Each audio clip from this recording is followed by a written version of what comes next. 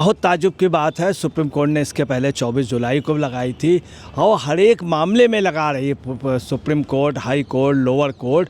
और आपको बता दें, जलालत की हद है। सलाखों में गुजरेगा तेरा वक्त, सलाखों में गुजरेगा तेरा वक्त, ऐ साकी या शराब की दलाली में रहेगा तू मस्त, ऐ साकी अगर शराब की दलाली में रहेगा तू मस्त, आवाम तुझे कान पकड़ कर करेगी दुरुस्त। कोर्ट ने आज इनको जम के फटकारा कि आप ये जमा कर दीजिए, नहीं तो हम आपका जो एडवर्टाइजमेंट डिपार्टमेंट का जो फंड है उसको हम बंद कर देंगे, सीज कर देंगे और पैसा जो है ट्रांसफ़र कर देंगे इस योजना में, रैपिड ट्रांजिट सिस्टम कॉरिडोर पे। नमस्कार, स्वागत है आपका एचडीवी न्यूज़ पर। मैं हूं आपके साथ शिप्रा सैनी। मेरठ को दिल्ली से जोड़ने वाला रैपिड रेल प्रोजेक्ट, जिसको लेकर अब सुप्रीम कोर्ट ने अरविंद केजरीवाल सरकार को कड़ी फटकार लगाई है। सुप्रीम कोर्ट ने यह साफ तौर पर कहा है कि 3 साल का जो आपका विज्ञापन का बजट है उसका दरअसल जो आंकड़ा है वो 1100 करोड़ रुपए है, लेकिन जरूरी काम के लिए आप पैसा नहीं दे रहे हैं। और अरविंद केजरीवाल को कहीं ना कहीं मोहलत एक तरीके से सुप्रीम कोर्ट की ओर से दी गई है कि अगर आपने 1 हफ्ते के अंदर ये पैसा जो है वो इस रेल प्रोजेक्ट के लिए नहीं दिया तो उसके बाद आपका विज्ञापन बजट जो है वो जब्त कर लिया जाएगा। अब इस पूरे मामले को लेकर विस्तार से बातचीत करेंगे वरिष्ठ पत्रकार अजय जी मेरे साथ हैं। अजय जी, बहुत बहुत स्वागत है आपका। बार बार सुप्रीम कोर्ट कड़ी फटकार जो है वो अरविंद केजरीवाल की सरकार को लगा रहा है, लेकिन कहते हैं ना कि सर पर जू नहीं रेंग रही है। जिस तरीके से जवाब नहीं दिया जा रहा है, ये क्या कहा जा रहा था कि हम जल्द ही ये फंड देंगे, लेकिन उसके बाद भी बहानेबाजी। क्या कहेंगे जिस तरीके से सुप्रीम कोर्ट ने फटकार लगाई है? देखिए, बहुत ताज्जुब की बात है, सुप्रीम कोर्ट ने इसके पहले 24 जुलाई को लगाई थी और हर एक मामले में लगा रही है supreme court, high court, lower court. और आपको बता दें, जलालत की हद है। सलाखों में गुजरेगा तेरा वक्त, सलाखों में गुजरेगा तेरा वक्त, ऐ साकी या शराब की दलाली में रहेगा तू मस्त, ऐ साकी अगर शराब की दलाली में रहेगा तू मस्त, आवाम तुझे कान पकड़ कर करेगी दुरुस्त। ये आजकल एक महल के पास बड़ा लग रहा है, किसका क्या है हम लोग भी समझ नहीं पाए, मगर हमने आपको दिल्ली की एक आवाज़ हो रही। अब आपको बता रहे हैं इनकी पोजीशन क्या है, आपको दुखद बता रहे हैं। 1100 करोड़ रुपया 3 साल में विज्ञापन, और विज्ञापन में क्या, अपनी फ़ोटो ये छपवाई और अपने लिए विज्ञापन। ताज्जुब की बात है, कितनी विज्ञापन में 1100 करोड़ रुपया। इतने में झुग्गी झोपड़ी वालों का, आप समझ लीजिए, झुग्गी झोपड़ी वालों की छतें पक्की हो जाती, बरसात में वो आराम से रह लेते और आपको बता रहे पर्यावरण साफ रहता, लोगों का अनाज हो जाता। अगर ये 1100 करोड़ रुपया ना देते, एक से एक महंगे से महंगे खर्चे, मगर तमाम जगह इन्होंने खर्च किए और जो पैसा लगना था डेवलपमेंट पे वो नहीं लगाया। कोई बड़ा हॉस्पिटल नहीं बनवाया, कोई बड़ा स्कूल नहीं बनाया, एक के बदले एक शराब फ्री करा दिया और शराब में दलाली की। शराब के लिए वहाँ से भी पैसा बनाया, यहाँ पे पैसा जो है राजस्व का, वो पैसा क्या किया, उस पर ट्रांसफ़र कर दिया विज्ञापन में। बिजली विभाग को पैसा नहीं दिया, ये रोड विभाग को नहीं दिया। अब इसमें क्या है आपको बताएं कि 24 जुलाई को ऑलरेडी कोर्ट ने बुरी तरीके से इनको दुत्कारा था और ये कहा था कि दिल्ली सरकार ने पिछले 3 वित्तीय वर्ष में 1100 करोड़ रुपया इतना बड़ा बजट दिया 3 सालों में। कोर्ट ने ये कहा है कि 500 करोड़ रुपया तुम वहाँ पे कर दो रैपिड ट्रांजिट सिस्टम कॉरिडोर में। ताजुब है, ये दिल्ली के विकास के लिए बन रहा है, दिल्ली का बहुत ज़्यादा डेवलपमेंट हो जाएगा, दिल्ली डायरेक्ट हरियाणा से, यूपी से, तमाम जगह से जुड़ जाएगा, परंतु इन्होंने ऐसा नहीं किया। अब आपको बताना है कि 82.15 किलोमीटर लंबे मार्ग गलियारे में लगभग 13 किलोमीटर जो है वो सराय काले खां से न्यू अशोक नगर और आनंद विहार में स्टेशन होंगे, 3 जगह स्टेशन। और दिल्ली के लिए इतना ज़्यादा, दिल्ली का बिजनेस बढ़ेगा, दिल्ली का व्यापार बढ़ेगा, आवागमन बढ़ेगा और दिल्ली का डेवलपमेंट होगा, तमाम लोग यहाँ से, तमाम राजस्व होगा।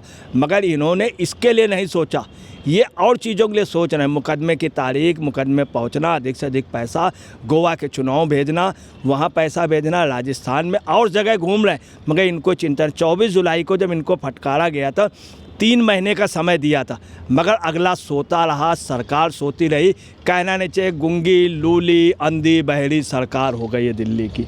अब आपको बतलाना है कि इसके अलावा आपको बताना है कि लेकिन यहाँ पर दरअसल ये देखने को मिल रहा है कि अरविंद केजरीवाल, उनकी पार्टी जो है वो न्यायपालिका का सीधे सीधे तौर पर अपमान कर रही है।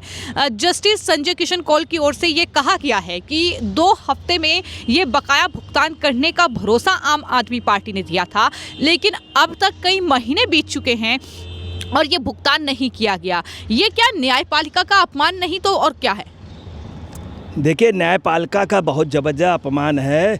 आप यहाँ से अंदाज़ लगा लीजिए आज क्या हुआ। जब इनके वकील गए तो केजरीवाल एंड कंपनी ने उनको समझाया कि आप ये कहिएगा कि हमको जवाब दाखिल करना है, जवाब दाखिल करना। तब ऑनरेबल जस्टिस कौल साहब ने कहा, जवाब क्या कहा? कहा कि ये बताइए उसका अनुपालन क्यों नहीं किया, पेमेंट क्यों नहीं किया, आप उस पर जवाब दीजिए।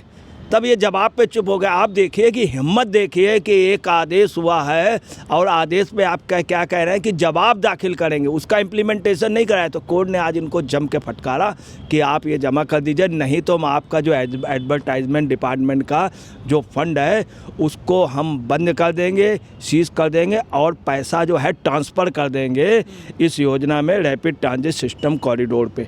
लेकिन सवाल एक और महत्वपूर्ण ये है कि क्या अब कोर्ट की फटकार के बाद आपको लगता है कि अब अरविंद केजरीवाल जो है फंड जारी करेंगे? क्योंकि अगर नहीं करते हैं तो विज्ञापन से हाथ धोना पड़ेगा और विज्ञापन से अगर हाथ धोते हैं तो चुनाव में और ज़्यादा कहीं ना कहीं मुश्किलें उनके लिए बढ़ने वाली हैं।